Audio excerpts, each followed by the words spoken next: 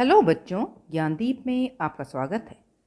आज हम पहली बूंद का क्वेश्चन आंसर करेंगे। तो चलिए चलते हैं मौखिक पे। क्वेश्चन नंबर 1, वर्षा की पहली बूंद से धरती की प्रसन्नता किस प्रकार प्रकट होती है?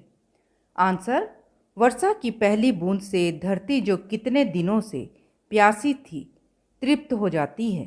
मृत धरती को जीवन मिल जाता है। वह जीवन पाकर इतनी खुश हो जाती है कि चारों तरफ अपनी खुशियों द्वारा हरियाली ही हरियाली फैला जाती है। क्वेश्चन नंबर 2, वर्षा ऋतु में बादल कैसे दिखाई पड़ते हैं?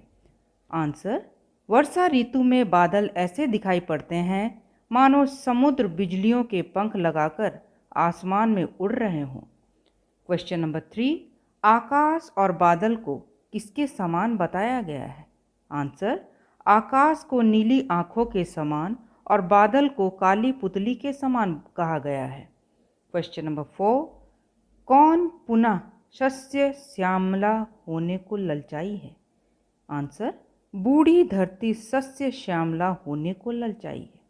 अब चलते हैं लिखित पे।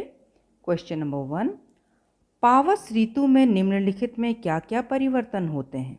धरती, वायु, धूप, पेड़ पौधे और पक्षी।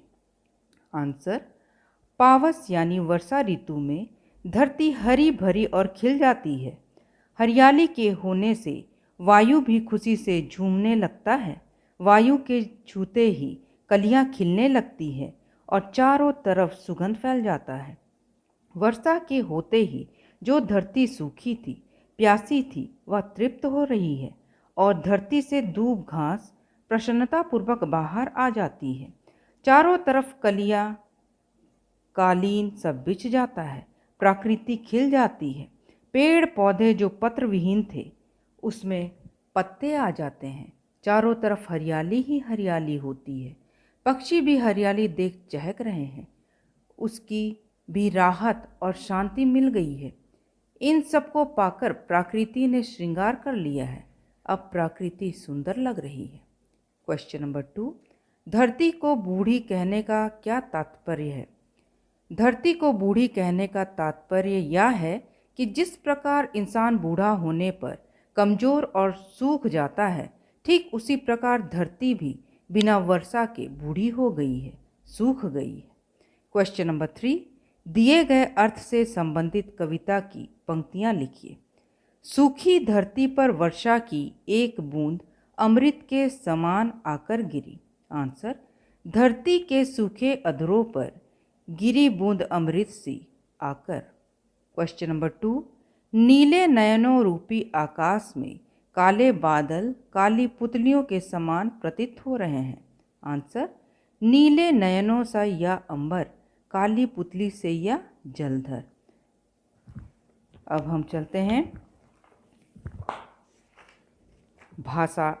भाषा से पर। तो चलिए ग्रामर करते हैं।